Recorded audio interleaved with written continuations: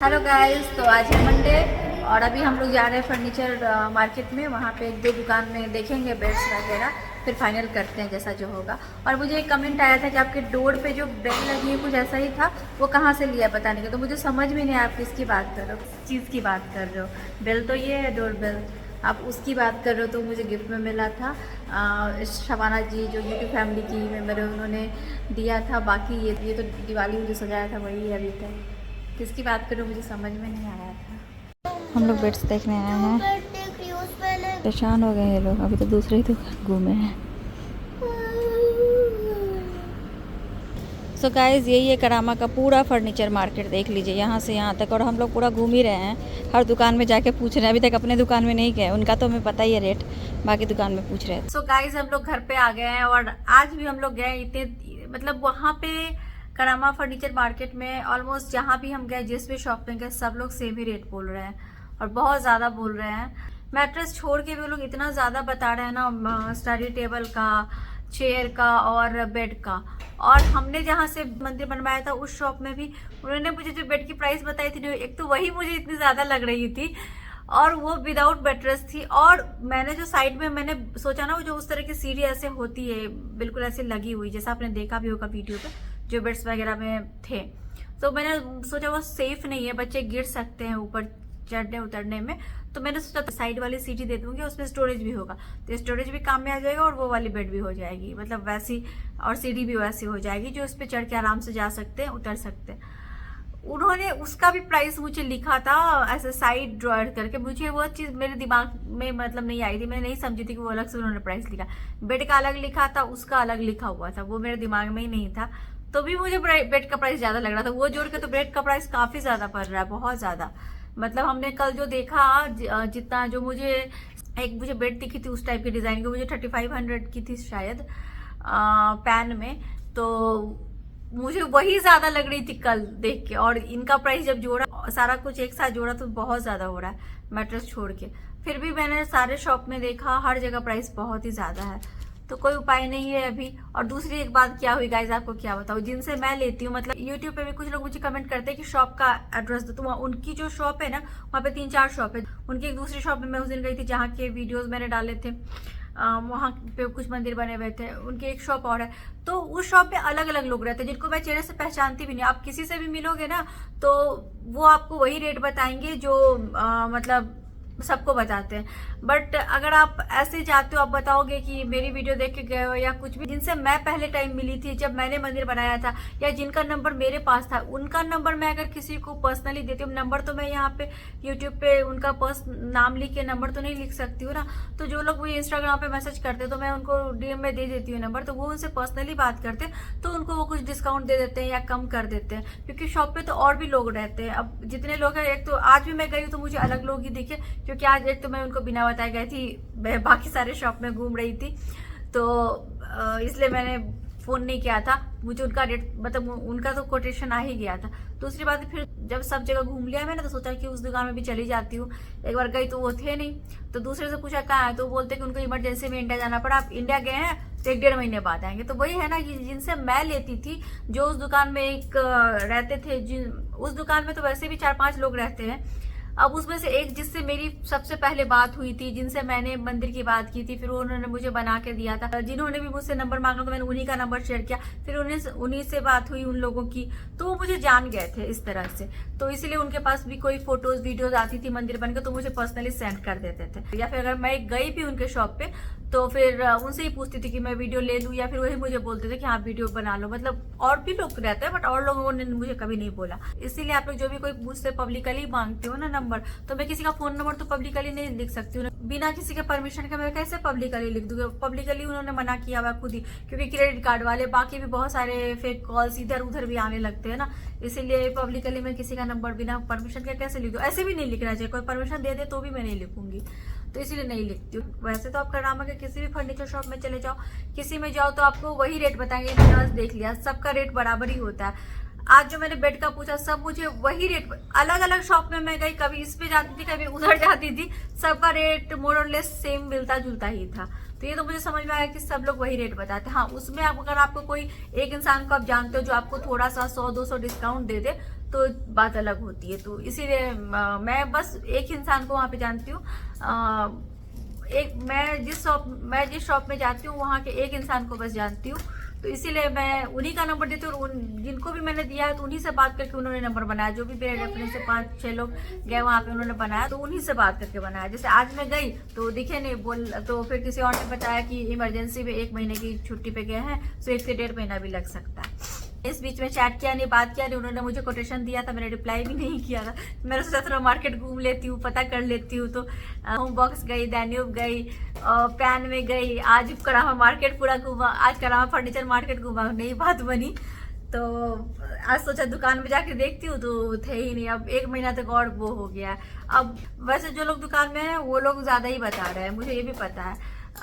मतलब जो डेट ये मुझे देंगे उनसे वो लोग मुझे नॉर्मल मतलब ऐसे ही, क्योंकि बाकी लोग नहीं जानते कि मैंने भी उनके यहाँ से मंदिर लिया या फिर मेरे रेफरेंस से कोई लोग गए, नहीं जानते ना। अलग अलग ही चेहरा मुझे हर बार देखने को मिलता है। तो अभी पता नहीं 1 महीने तक शायद बने ना बने, काम अभी डिले होने वाला वो चीज़ है। खैर देखते हैं क्या होगा। मुझे स्टोरेज की बहुत प्रॉब्लम हो रही है नवनिया के रूम। काफ़ी लेट भी हो गया, अभी नवनिया ब्रश करेंगे, सोने जाएंगे।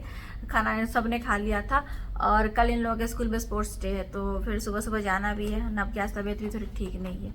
हाँ, तो ये आज मैंने मंगाया, अभी तक मैंने खोला भी नहीं है। ये है फेस और नेक मसाजर। तो कितना काम करता है मुझे नहीं पता, ये मैंने मंगाया क्योंकि मुझे लगा कि मुझे जरूरत है। देखो, जब तक आपका डाइट सही नहीं होगा, आप एक्सरसाइज नहीं करोगे, तो ये जो चीज है ये बिल्कुल शार्प नहीं दिख सकती। बट मैंने देखा इसको यूज करने से थोड़ा बहुत फायदा पड़ता है, तो मैंने मंगाया है इसको अमेजोन से। अभी देखती हूँ कितना असर होगा, क्या होगा। बाकी तो मैं वॉक पे जा ही रही हूँ, डाइट वगैरह सही कर ही लिया, देखती हूँ क्या होता है। बट पूरा डाइट तो नहीं सही किया, जैसा मैंने पूरा सब कुछ छोड़ा तो वैसा नहीं है, बट फिर भी ठीक ठाक अभी चल रहा है। और एक चीज़ काफ़ी टाइम पहले से मंगाया था, अभी तक नहीं खोला है। ये अभी ये स्टार्ट करना है। ये है मेरा ऑर्गेनिक प्रोटीन पाउडर। तो इससे क्या होता है, जैसा कि मेरा मेटाबॉलिज्म बहुत स्लोली काम करता है, तो ये लेने से एटलीस्ट मेटाबॉलिज्म थोड़ा अच्छे से काम करेगा। जितना मैं एक्सरसाइज करती हूँ या वॉक करती हूँ तो बहुत धीरे धीरे मेरा वेट कम हो रहा है, क्योंकि मुझे हार्मोनल कुछ इश्यूज है, पीसीओडी की प्रॉब्लम थी, इस वजह से ये पीने से शायद फायदा हुआ। वैसे भी ऑर्गेनिक है, ये पीना चाहिए। इसके आपको इंग्रेडिएंट्स दिखाती हूँ, ये देखिए। Organic P protein, organic flaxseed, organic brown rice, organic fibre और भी बहुत कुछ इसमें है। तो देखती हूँ क्या कैसे काम करता है। ये दोनों मंगाया है, इसको खोलती हूँ अभी। ये मैंने खोल लिया है, ये निकला है इसके अंदर से। इसको चलाने के लिए वायर, पता नहीं शायद ये चार्ज करने वाली है, जो भी है देखती हूँ। कुछ इस तरह से करना है इसको।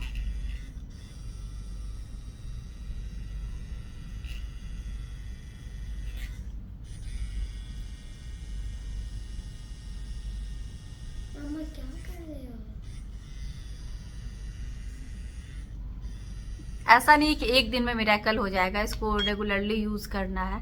इसमें ग्रीन लाइट, रेड लाइट है, देखना पड़ेगा इसका क्या क्या है। अच्छा, ये भी ब्लू लाइट भी है।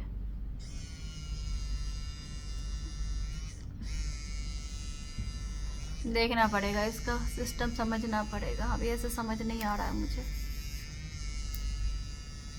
Good morning guys. तो आज है नेक्स्ट मॉर्निंग और आज बच्चों के स्कूल में स्पोर्ट्स डे है। तो सुबह का टाइम बच्चों को छोड़ के आ गए हैं, अभी हम लोग जा रहे हैं 8 बजे। तो अभी 8:10 हो गई एक्चुअली। तो चलिए फिर। सो गाइस, हमें 8 बजे तक पहुंचना था, घर के पास ही 8:30 हो गया। यहीं पे हो गए हैं अभी, इतना टाइम 8:30 से ऊपर हो गया। 20 मिनट 25 मिनट से हम यहीं पे फंसे हमारे घर के पास। देखिए बहुत लंबी जाम है। देखिए हम ही लोग लेट है, आवाज आ रही है, पूरा शुरू है।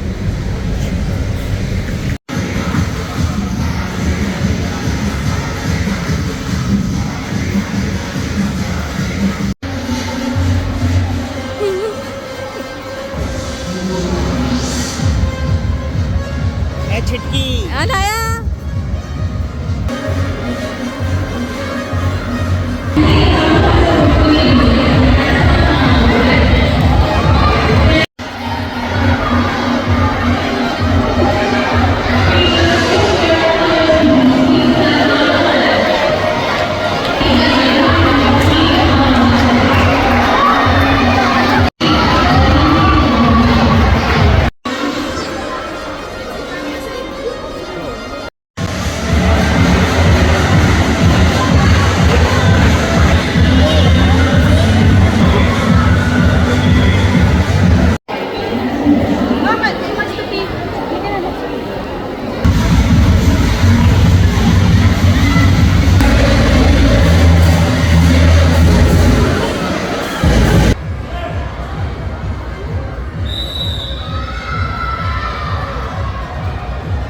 अंदर में हो रहा है गाइस, फिर भी इतनी गर्मी लग रही है, बाप रे बहुत गर्मी लग रही है, बहुत ज़्यादा।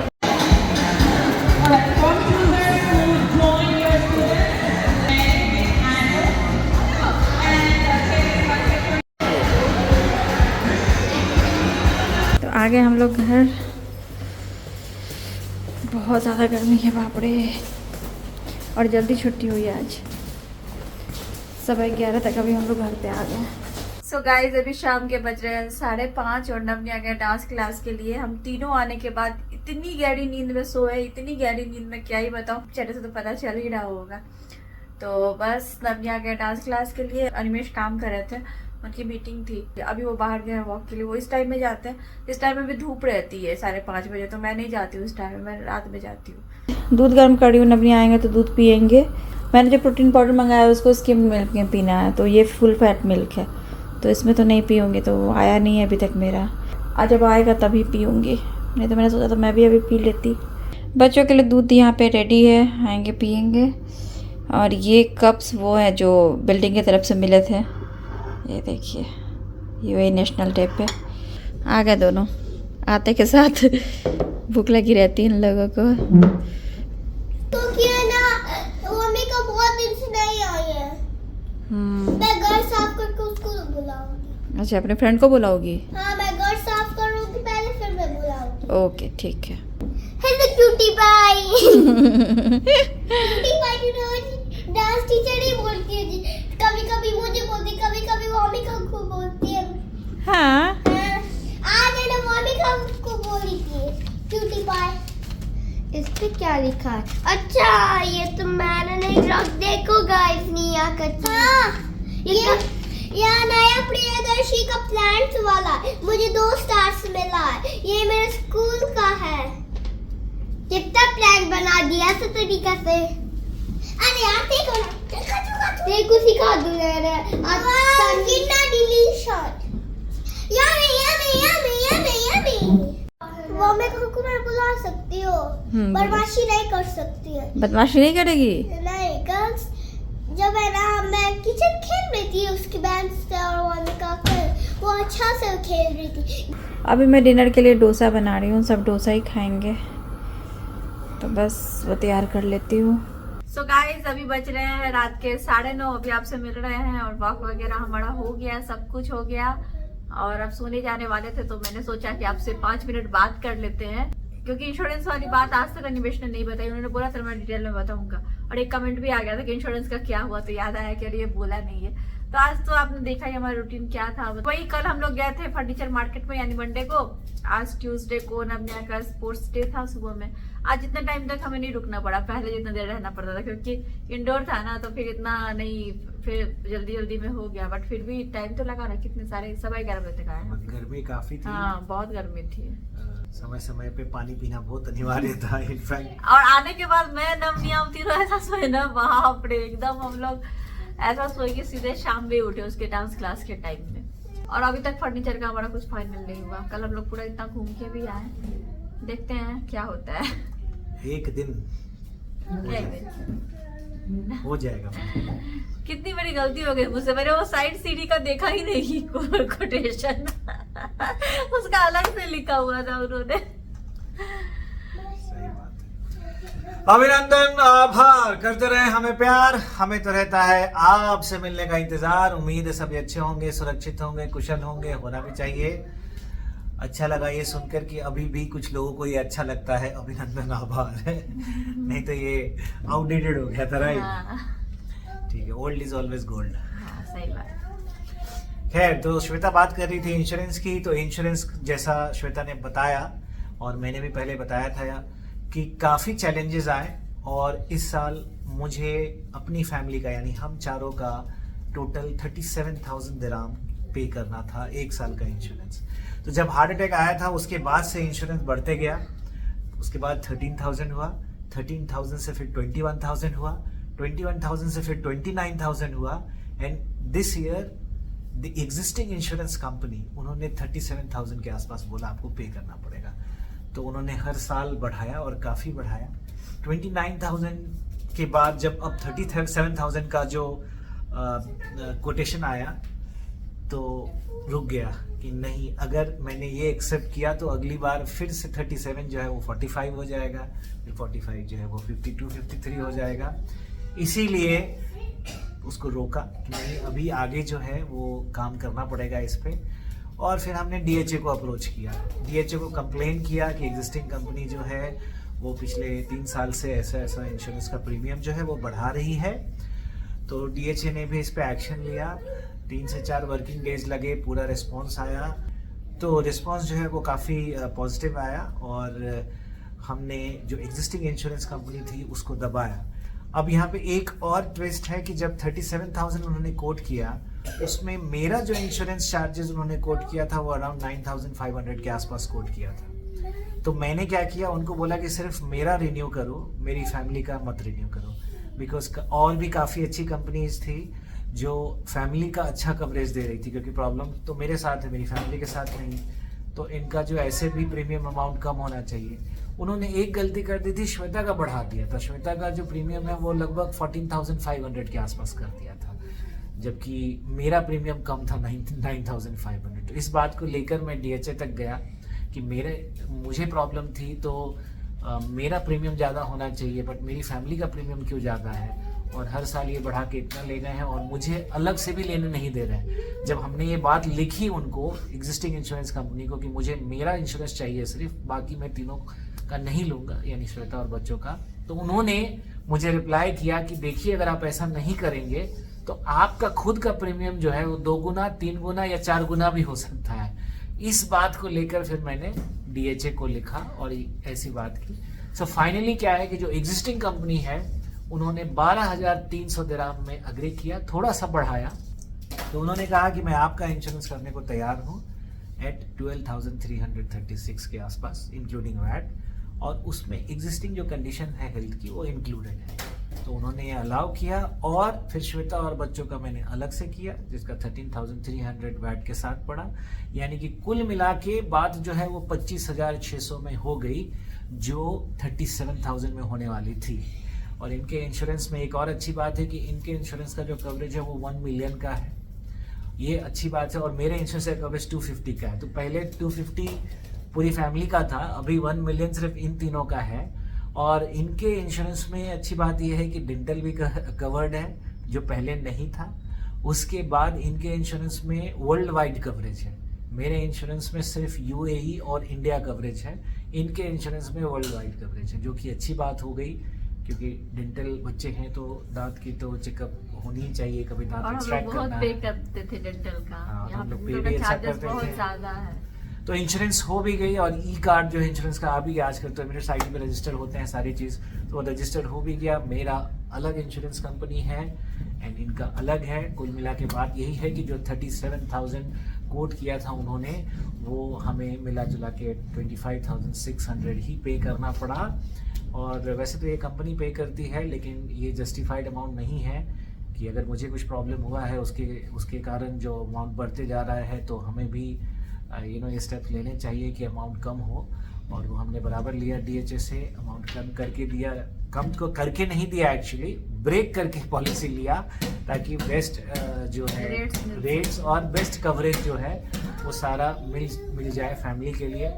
तो कह सकते हैं कि फैमिली जो है वो ज़्यादा कवर्ड है world wide, and insurance some insurance जो होता है, वो इंश्योरेंस सम वैल्यू जो होता है उसके हिसाब से भी मैं कम हूँ।